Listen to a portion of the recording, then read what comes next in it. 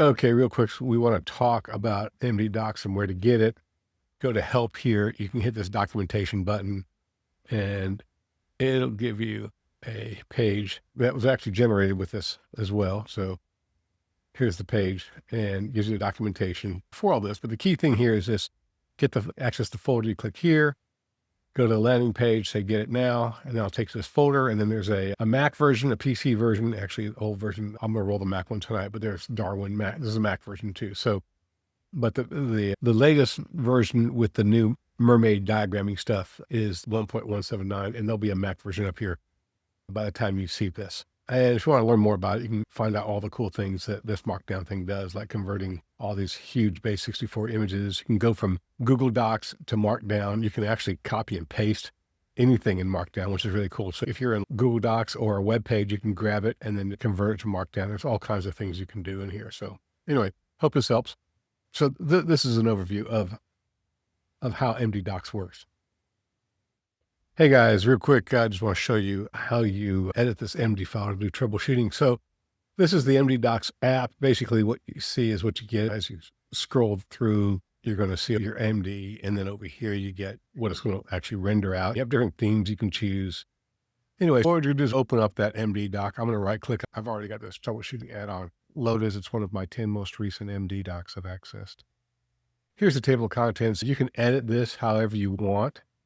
But basically what I did was I started with just grabbing this stuff, all the text right here. I pasted it into ChatGPT and it sent back all of this code right here. All of this code, this flowchart mermaid stuff.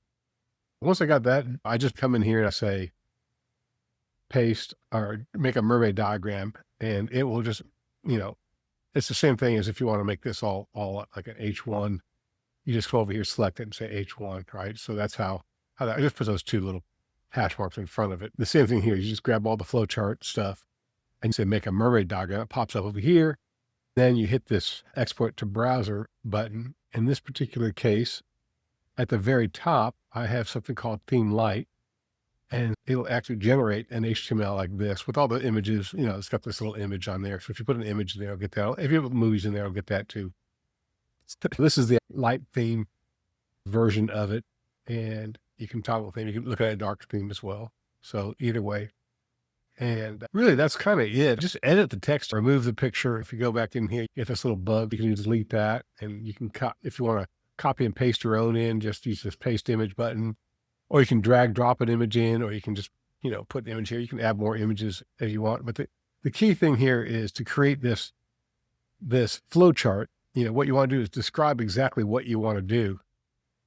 And that's what this text is. One of the LLMs will actually create the flow chart. And then you can edit this if you want to. If you said, has image solved in portable tests, you can say, edit that right and delete portable folders, image solved right here. So you can say, has image been solved? Has issue been solved right there? So it has in portable tests, so you can get the idea. And that's really it. I hope this helps and hope to see you online. Bye.